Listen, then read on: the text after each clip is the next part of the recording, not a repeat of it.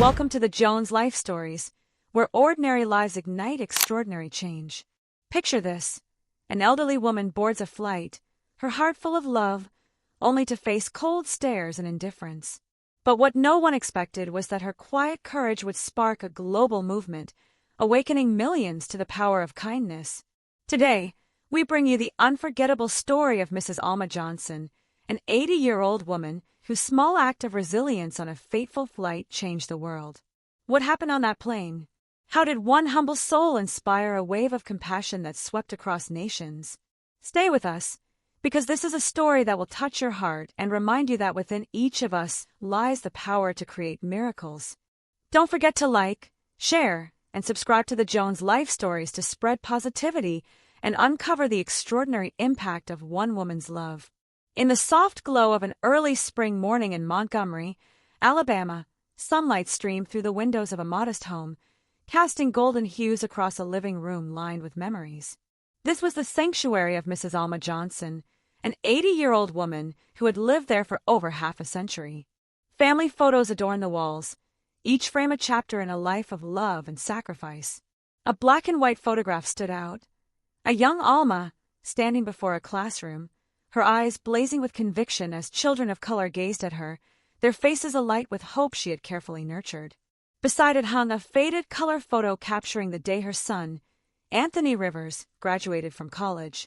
Alma, in a dress she had repurposed from old fabric, stood proudly by his side, her smile mirroring his, a testament to the silent sacrifices of a single mother who had given everything to see him soar.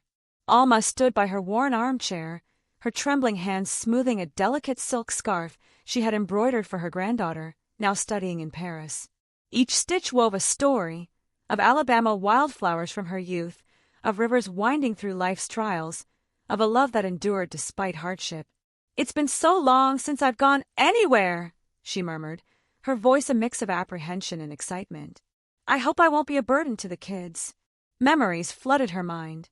The day her husband didn't return from the steel mill, the nights she worked extra shifts to raise Anthony, her calloused hands sewing under the dim glow of an oil lamp. Those hands had shaped a boy who grew into a successful CEO. Yet to her, he remained the eager child who beamed with pride over his first solved math problem. Checking her plane ticket and passport one last time, as if the act could steady her nerves, Alma locked the door behind her, pulling her well-worn suitcase along the oak-lined path. Each step carried the weight of a lifetime's hope and an unshakable resolve to carry forward her legacy of love.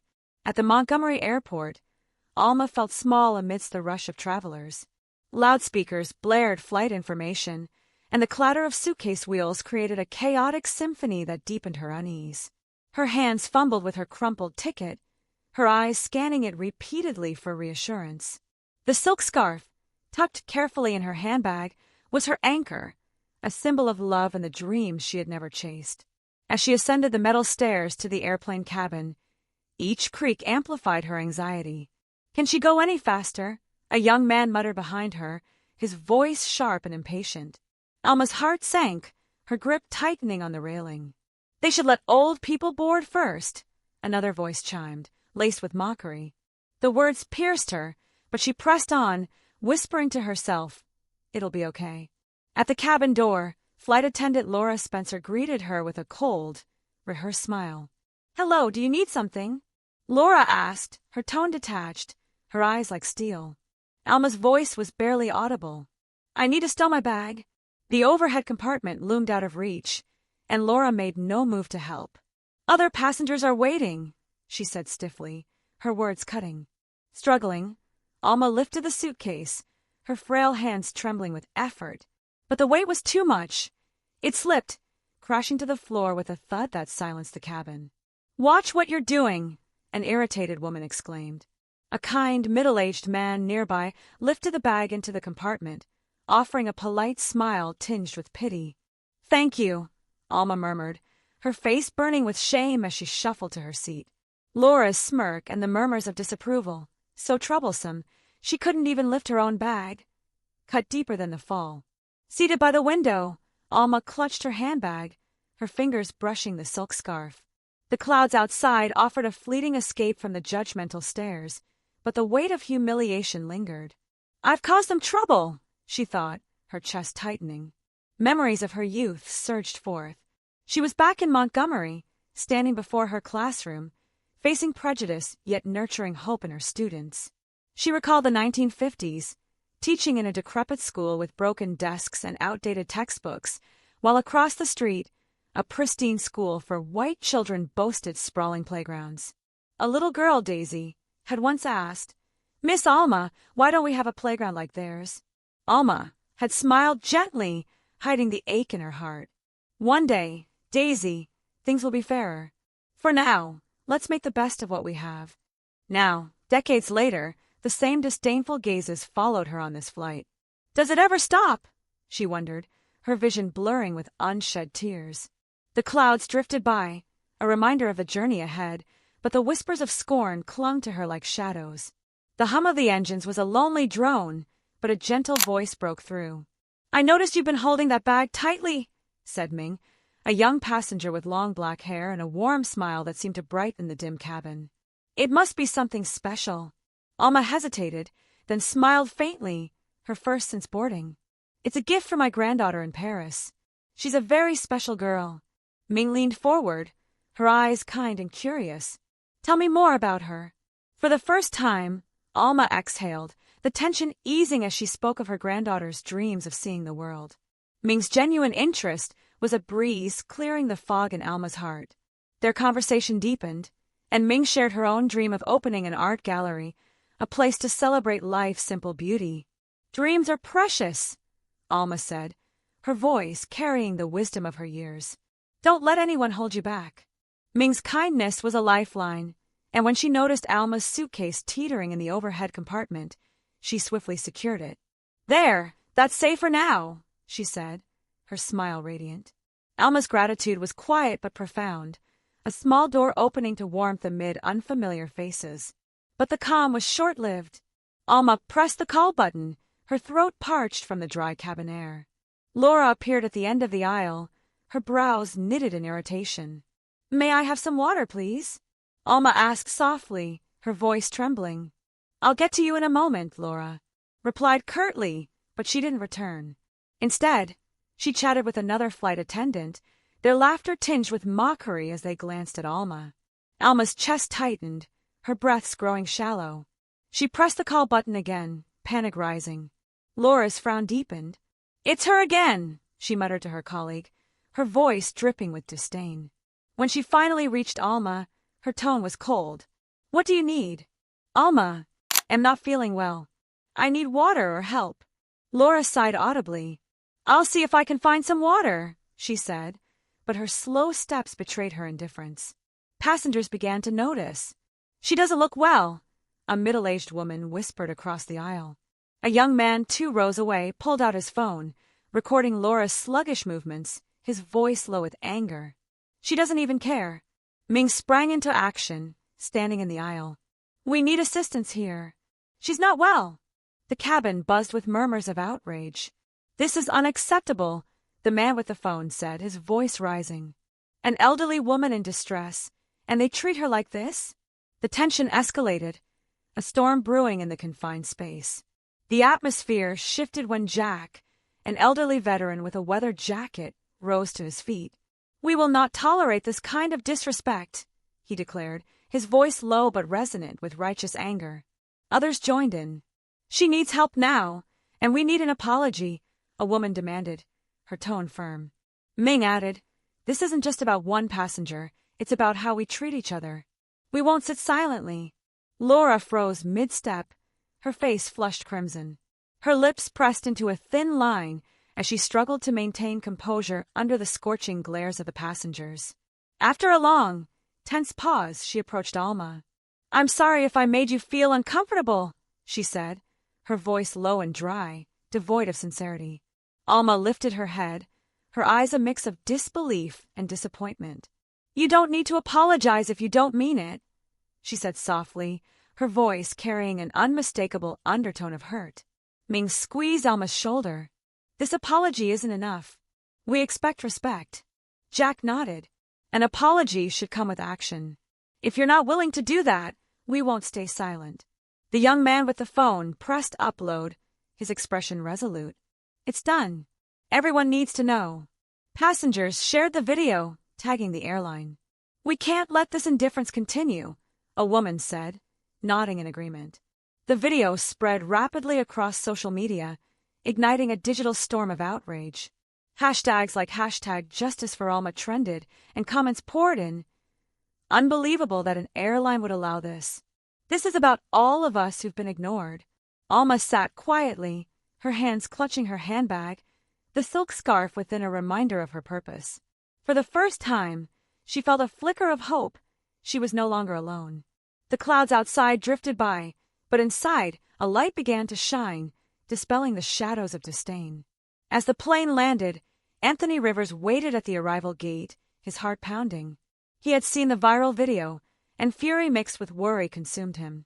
Kneeling before his mother's wheelchair, he took her trembling hands. "Are you all right, Mom?" he asked, his voice trembling. "I saw everything. How could they treat you like this?" Alma's weary eyes softened. "I'm fine, Anthony. Just tired." But her frailty told a different story. "No one has the right to hurt you," Anthony said, his resolve hardening. "I won't let this be forgotten." At a press conference, he stood tall, his voice ringing with authority. "Today, our airline failed my mother, Mrs. Alma Johnson, and every passenger who witnessed this. I apologized to her and pledged to overhaul our customer service system. Laura Spencer is terminated, and we will ensure no passenger endures this again." The crowd erupted in applause, but Anthony knew this was just the beginning. This wasn't just about his mother, it was about every voiceless person dismissed or overlooked. In Anthony's spacious apartment, Alma sat quietly on a plush couch, her strength waning. The silk scarf lay untouched in her handbag, her energy drained. Anthony noticed the dark circles under her eyes, the tremble in her hands. "I'm fine," she insisted, but he saw the cracks in her facade. The next morning, he found her struggling to breathe, her face pale, her lips tinged blue. "Mom!" he cried, rushing to her side. In the ambulance, he held her hand, fear clawing at him. At the hospital, the doctor's words were a blow. Acute heart failure, triggered by prolonged stress, likely from the flight. Anthony knelt beside her bed, his voice breaking. "I'm so sorry, Mom. I couldn't protect you." Alma's eyes softened. "Don't blame yourself. Just promise me you'll do what's right." Her words were a flame in his heart, a vow he would carry forever. Memories flooded Anthony's mind. He saw Alma raising him alone, braving scornful looks to provide for him. He recalled her standing at the schoolhouse door, shielding her students from discrimination, or sewing late into the night, her calloused hands moving with tireless resolve. She had sacrificed everything so he could rise, yet now, even with his power and wealth, he had failed to shield her from harm. "You've always made me proud," she had said, her voice faint but resolute. Those words cut deep, a dagger of love and pain. Anthony realized that Alma had spent her life shielding him from the injustices that shaped her existence, and now, time had robbed him of the chance to protect her. At Alma's funeral, the small church in Montgomery overflowed with mourners, lifelong friends, former students, and passengers from the flight, including Ming and Jack. Anthony stood beside his mother's portrait, a gentle smile captured in the frame, and read her final letter. "Treat others the way you want to be treated. Even the smallest act of kindness can save a life. I have lived through times when hatred, prejudice, and indifference could destroy a soul, but I have seen that the light of compassion can shine through. The world changes when we choose kindness over apathy. This is the legacy I leave for my son and for all of you." The congregation sat in silence, Alma's words piercing their hearts. Ming wept, inspired by Alma's resilience.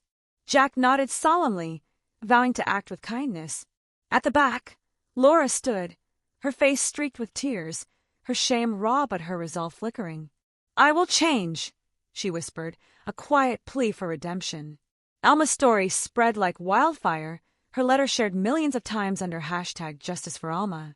The New York Times and The Guardian ran features, and a global movement for kindness took root. Anthony launched the Alma Foundation, dedicated to fighting discrimination and fostering empathy. Its initiatives included educational workshops, legal aid for victims of injustice, and support for marginalized communities. Schools adopted its curriculum, teaching equality and compassion.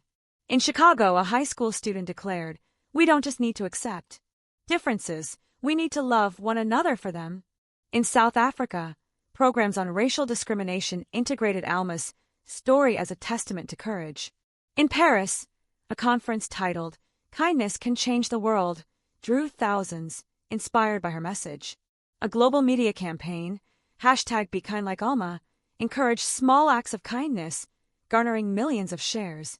In the aviation industry, new regulations ensured better treatment of passengers, with some airlines adopting Alma's spirit initiatives to emphasize respect. At a major corporation in London, a CEO mandated diversity training, stating, "Alma's story showed us we need to be a family, not just a company." The movement transcended borders, reminding the forgotten and undervalued that change begins with small acts.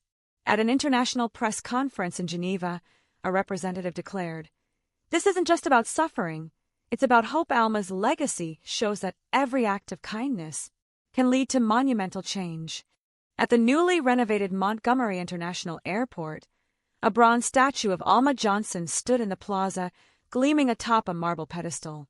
The inscription read, "Alma Johnson, a small life that changed the world." Anthony stood before it, his hand brushing the words, his heart swelling with pride and sorrow. "You taught me that ordinary people make the biggest difference," he whispered. Ming, Jack, and others from the flight joined him, their eyes reflecting a shared resolve. A gentle breeze rustled the flags above, and a moment of silence enveloped the crowd, honoring not just Alma, but the values she left behind: kindness, justice, and the belief that everyone can make a difference. Passers-by paused before the statue, their expressions softening as they read the inscription. A young employee helped an elderly traveler with a suitcase, offering a warm smile. A flight attendant handed a cup of water to an elderly woman, asking about her comfort. These small gestures bore Alma's mark, proof that her story lived on. Anthony smiled, a mix of serenity and resolve. His mother's legacy wasn't confined to the statue or the foundation. It lived in every heart touched by her story, in every act of kindness carried into the world. This is the Jones Life Stories, where Alma Johnson's journey reminds us that kindness is the greatest force for change. Her legacy lives in every compassionate act, every stand against injustice. Will you carry her light forward? Like, share, and subscribe to the Jones Life Stories to spread her message. Together, we can turn small acts into miracles. Let's make the world kinder, one step at a time. Click share to help Alma's legacy inspire real action, because no matter who you are, you can make a difference, just as Alma did.